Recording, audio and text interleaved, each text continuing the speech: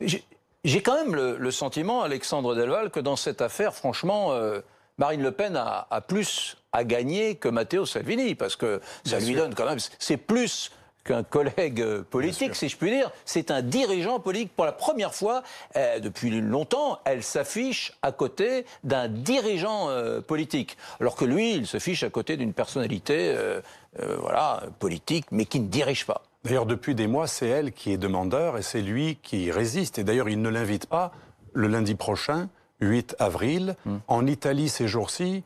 Monsieur Lévy doit le savoir, on parle beaucoup plus de l'événement qui aura lieu lundi en Italie en l'absence de Madame Le Pen que de ce non-événement qui est considéré assez minoritaire et peu important. C'est quoi lundi? Qu'est-ce qui se passe en l'absence de Marine Le Pen lundi? Il y a une réunion avec d'autres leaders européens organisée avec Salvini en l'absence de Orban pour des raisons liées au Parti populaire et son situation actuelle et en l'absence de Marine Le Pen. Et donc ça, c'est important. Et pourquoi Marine Le Pen ne sera pas dans cette réunion de chefs de parti Ce n'est pas populiste? tout à fait opportun. On se partage les rôles. Ils restent alliés, mais dans certaines réunions, on s'affiche avec elle, dans d'autres non. Lundi, il y aura des gens plutôt proches de Visegrad. Il y aura des partis politiques. On se partage les rôles. Les uns sont tentés de séduire Visegrad. Les autres sont censés séduire des gens d'Europe du Nord. Il y a une sorte de partage. Chacun est chargé d'élargir ce groupe européen, ENL, éventuellement au groupe des conservateurs, ECR, ou au groupe ELDD. Il y a 3 grands groupes souverainistes. Et l'idée, c'est d'essayer de prendre chacun où il peut pour faire un grand groupe. Et c'est le but de ces 3 réunions, hier, enfin aujourd'hui, le 8 avril et en mai. Parce qu'il faut dire, Paolo Lévy, qui viendrait imposer une politique unique. Et c'est d'ailleurs dans les réponses que fait Marine Le Pen à ses opposants, notamment Nathalie Loiseau, c'est de dire, moi je respecte la politique italienne en Italie, et que l'Italie respecte la politique française en France. Delval. Oui, je voulais... Oui, alors allez-y, parce que moi j'ai une question à vous poser. Oui, non, très rapidement. Allez-y. Bon. Très rapidement, c'est vrai que le ministre... Posez-vous les questions vous-même. Non, très rapidement. Le ministre de la Famille de M. Salvini, Fontana, est sur des positions totalement différentes. Vous aviez raison de le dire, par rapport à Marine Le Pen, il est en croisade contre les LGBT pour un projet totalement inverse à celui de Marine Le Pen qui n'a pas trop voulu se positionner, rappelez-vous, pour l'histoire du mariage gay. Donc vous avez raison de le souligner. Et deuxième observation, le socialisme en Italie, ça veut rien dire puisque aujourd'hui les gens les plus à droite, parmi ceux qui sont les plus à droite, il y a les anciens craxistes, hommes de gauche, grand homme politique italien, et un courant qui s'appelle le socialisme de droite. C'est quand même unique au monde. En Italie, il existe le socialismo di destra. C'est les anciens craxistes. J'en ai interviewé un il y a quelques jours, Leontini, député européen. Il me disait, moi je suis fier d'être un socialiste. Mais il est dans un groupe ultra-conservateur, très à droite. Dites-moi, l'Italie n'est pas pareil que la France. Compris. Question, j'aimerais qu'on s'immerge quelques instants dans le cas Salvini. Salvini est-il en train de devenir une star, la star même de l'Europe? Parce qu'il y a 2 ans, on s'imaginait, nous Français, que Macron allait devenir la vedette de l'Europe. Vraiment, il incarnait la modernité, la jeunesse, le progrès, celui qui souhaitait, dans les mots en tout cas, renouveler le projet européen.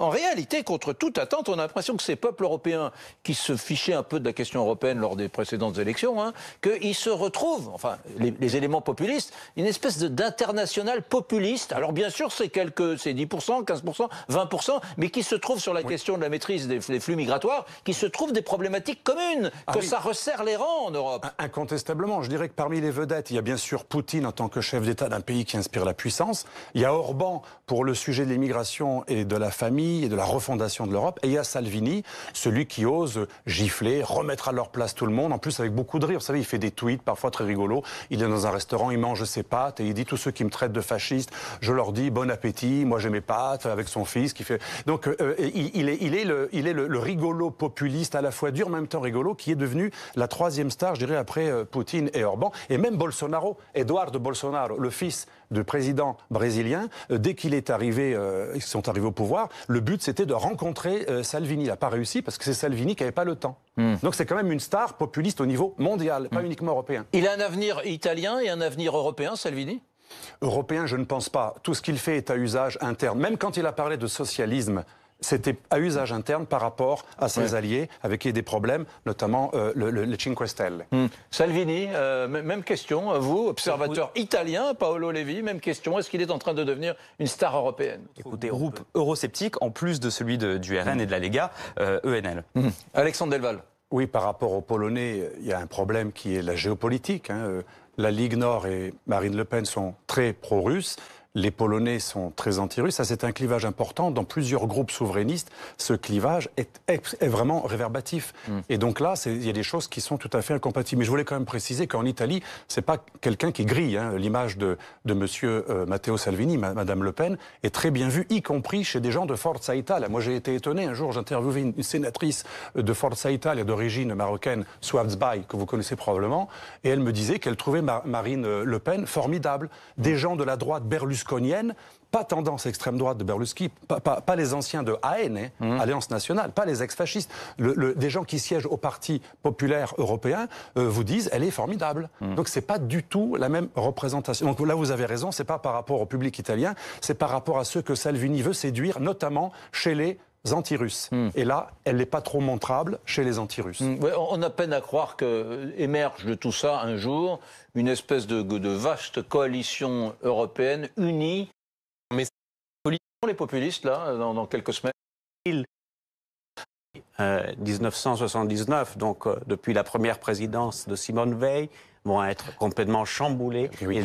Il va y avoir un nouvel acteur puissant, lourd à l'intérieur. Et le Parti populaire européen peut éclater. Parce qu'il est traversé entre la tendance pro-Orban et la tendance anti-Orban, un peu comme dans les LR en France, les pro-Juppé et les pro-Ciotti-Vauquiez, absolument incompatibles. Question, on n'a pas parlé de Vauquier, c'est pas le thème de notre échange aujourd'hui, mais est-ce que les autres droites, j'allais dire les autres droites républicaines, les autres droites classiques qu'il peut y avoir en Italie, je sais pas, en Espagne, en Pologne, en Allemagne, est-ce qu'elles sont aussi brinque-ballées, maltraitées par les nationalistes que la droite française, qui décline quand même.